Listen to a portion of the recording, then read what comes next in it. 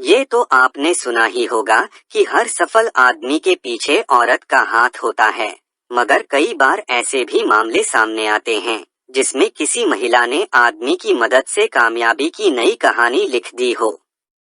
ऐसा मेरठ की काजल जावला के साथ हुआ है।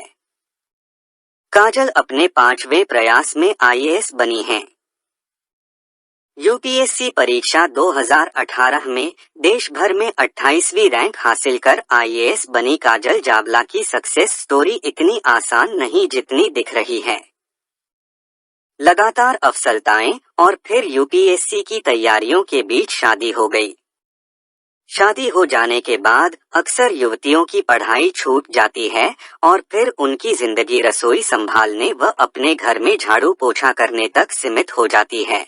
मगर काजल जावला को आईएएस बनाने वाली इस स्टोरी में सिविल सेवा परीक्षा की तैयारियों के बीच शादी होना ही टर्निंग पॉइंट साबित हुआ। मीडिया से बातचीत में काजल ने बताया कि लोगों में यही धारणा है कि शादी का मतलब युवतियों के लिए परेशानी बढ़ जाना होता है। उनके लिए जॉब और पढ़ाई जारी रखना आसान नहीं होता, मगर मेरे साथ ऐसा नहीं हुआ।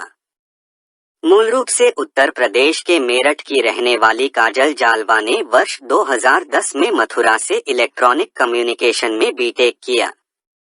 फिर गुड़गांव स्थित विप्रो कंपनी में जॉब करने लगी। सालाना पैकेज 23 लाख रुपए था। 9 साल तक जॉब के साथ साथ ने यूपीएससी परीक्षाओं के समय निकालना शुरू किया और वर्ष 2012 में पहली बार परीक्षा दी। काजल ने 2012 से लेकर 2016 तक 3 बार एग्जाम दिया, मगर तीनों ही बार प्रारंभिक परीक्षा भी पास नहीं कर पाई। फिर 2016 में काजल की शादी आशीष मलिक से हो गई। लगातार 3 बार की असफलता और फिर शादी के चलते काजल को लगा कि शायद वो अब आईएएस बनने का सपना पूरा कर पाएंगी। काजल कहती हैं कि उनके पति आशीष मलिक काफी सपोर्टिव हैं। उस वक्त मैं जॉब के साथ साथ पढ़ाई करती थी। पति भी जॉब करते थे, मगर शाम को वो मुझसे पहले घर आते थे। जब मैं ऑफिस से आती तो मुझे खाना तैयार मिलता था। वहीं सुबह शाम मुझे पढ़ाई ही करनी होती थी। आईएएस काजल जावला के पति आशीष मलिक कहते हैं कि शादी के तुरंत बाद ही मैंने काजल को बोल दिया था कि तुम्हें सिर्फ जॉब और अपनी पढ़ाई पर ध्यान देना है, क्योंकि ये ही दोनों काम मैं नहीं कर सकता। बाकी मैंने पूरी रसोई संभाल ली थी। घर में झाड़ू पोछा तक लगा लेता था।